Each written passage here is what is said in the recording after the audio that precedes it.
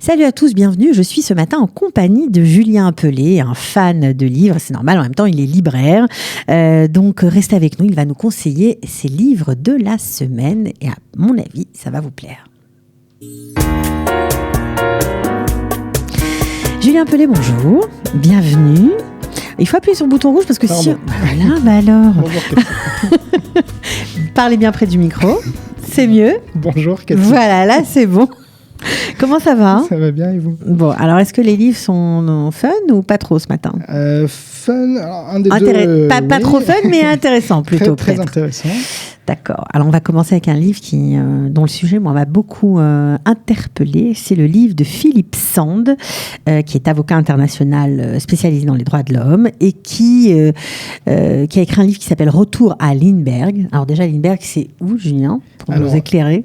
Lemberg, Lemberg, c'est la ville de Lviv en Ukraine. Ok.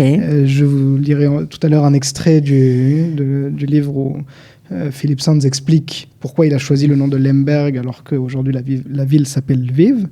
Mais avant ça, juste comme introduction, je pense que si je vous dis les noms de Hersch Lauterpacht et Raphaël Lemkin, ça me dit rien. Voilà, vous allez me dire, comme la plupart des gens, et comme moi avant d'avoir lu le livre, inconnu au bataillon. Okay. Et pourtant, ce sont deux noms qui sont liés de très près à deux notions que malheureusement on connaît très bien, la notion de génocide et celle de crime contre l'humanité.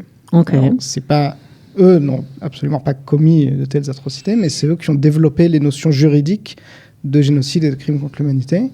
Parce qu'à l'époque, c'était pas du tout encore développé. Voilà, avant la Deuxième Guerre mondiale, ça n'existait pas. Et en fait, quand il s'est agi de juger les crimes commis par le régime nazi et par leurs alliés, par ses alliés, on s'est rendu compte que l'arsenal juridique de l'époque ne suffisait pas. Donc il a fallu développer des nouvelles notions juridiques. Bon, évidemment, ces deux juristes sont juifs et évidemment, une partie de leur famille a péri pendant la Shoah. Donc on est dans ce livre, c'est une sorte d'enquête, mais en même temps un retour en arrière de l'auteur aussi, parce que l'auteur aussi est concerné par toute cette histoire, parce qu'il est juif aussi. Donc l'auteur, Philippe Sands, donc, comme vous l'avez dit, avocat réputé, spécialiste des droits de l'homme, est invité un jour dans la ville de Lviv, en Ukraine, pour donner une conférence.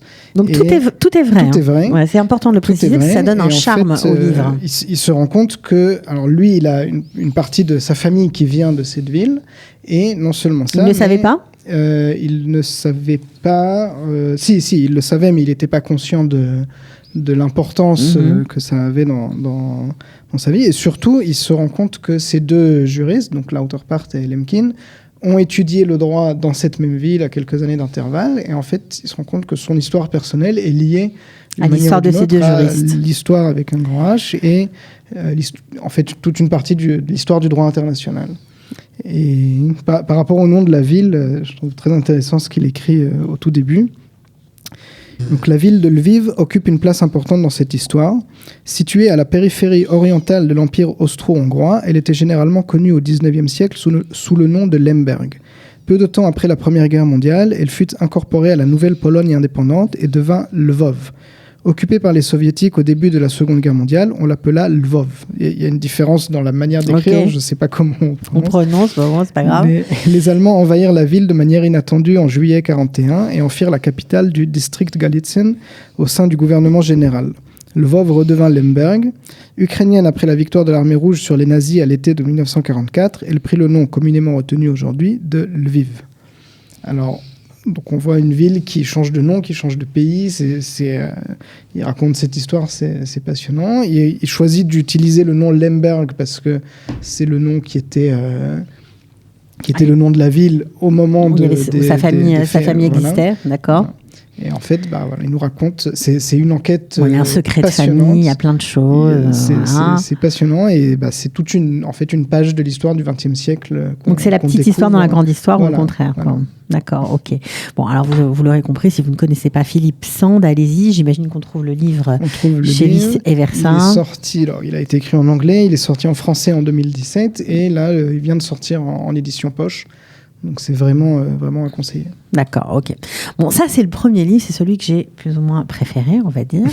Et puis, un autre livre, alors là, c'est un autre univers totalement différent. C'est une histoire écrite par En fait, c'est la quête d'un paléontologue, voilà, qui cherche un squelette. Voilà. Alors, où ça? Sur la montagne, il est seul. Ça s'appelle 100 millions d'années et un jour. Pourquoi un jour, Julien? Je vais pas le dévoiler, mais donc c'est effectivement l'histoire de Stan, qui est paléontologue et qui est persuadé que quelque part au sommet d'une montagne entre la France et l'Italie, un squelette de dinosaure, peut-être d'une espèce inconnue, l'attend, caché dans une grotte. Il n'a absolument aucun élément tangible. En fait, c'est son rêve intime de découvrir un tel squelette. Exactement. On comprend au fur et à mesure du roman qu'est-ce qui, dans son enfance, l'a poussé à construire ce rêve.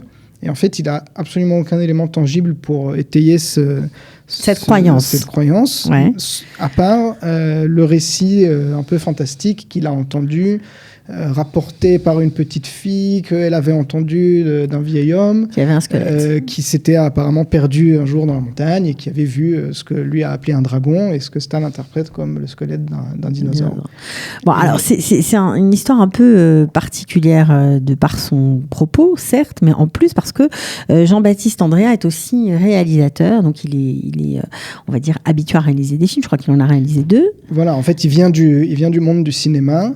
Il est entré sur la scène littéraire en 2017 avec le roman Marraine, qui a reçu Marraine, en 2 mots, qui a reçu le prix Femina des lycéens et le prix Alain Fournier du premier roman.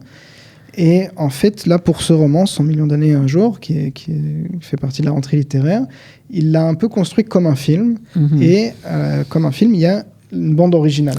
Et oui, c'est ça qui est super original dans ce livre, c'est qu'il y a une BO. Et donc, on peut lire le livre et écouter la musique qui va avec, parce qu'il a composé plusieurs titres. C'est pas lui, mais ça, il y a 10 morceaux qui ont été composés dans l'esprit du livre. On les trouve sur Internet et on peut effectivement les écouter, soit en lisant le livre, soit de manière déconnectée, mais ça rappelle l'atmosphère du livre. C'est chouette, donc on descend sur Internet, on se met dans son canapé, on prend son bouquin et hop. C'est un concept très, très intéressant.